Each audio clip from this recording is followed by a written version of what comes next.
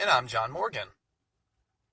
Arctoast was published, I believe, around 1993. I was meeting with one of my colleagues, John Croswell. I was just getting done with my trips in India, and we were talking about death metal music, and one thing read from another, we had a really interesting talk about the esoteric Julius Avila.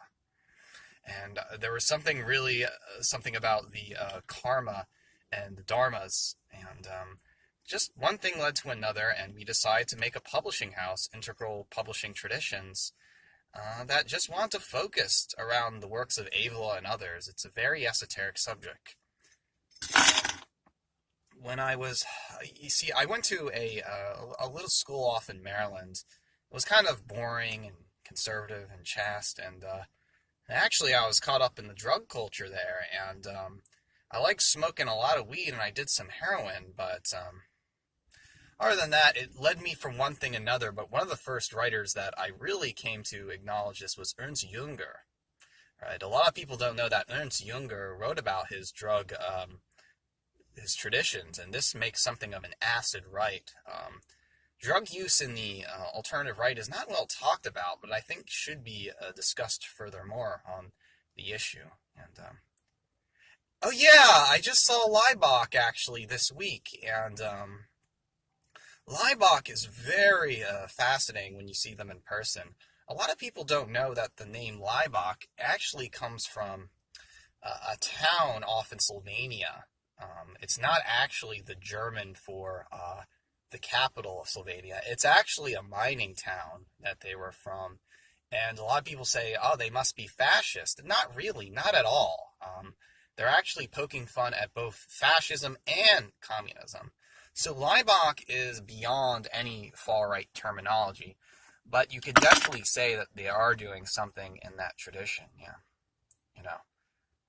Well, Pill Eater, I mean, if you're going to smoke weed with your bi-Asian girlfriend and watch Star versus the Forces of Evil, then I would say go along with it. You know, there was a lot of people in the tradition that would go and take this path. I mean, Celine, when he was in Vietnam, he was experimenting with the same thing, and he was trying to find himself. You know, even the works of Savitri Devi. Devi said that one man has to assimilate himself into another culture before he can become the Uberman.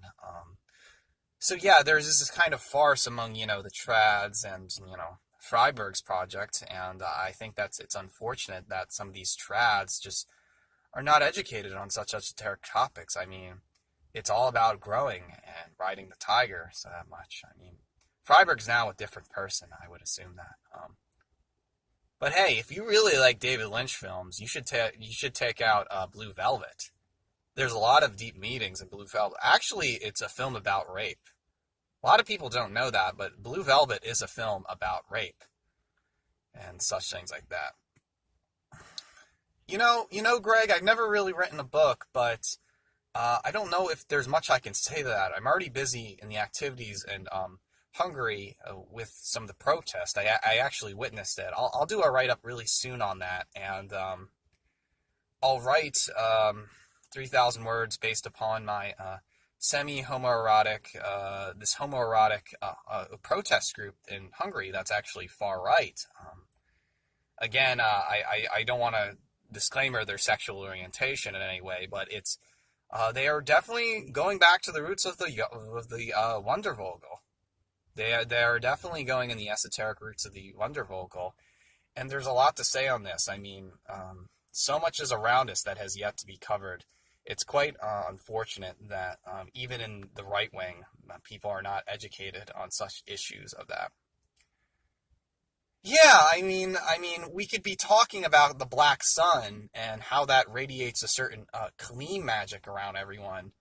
But again, I'm not educated on that matter, so I really can't say on that. So yeah.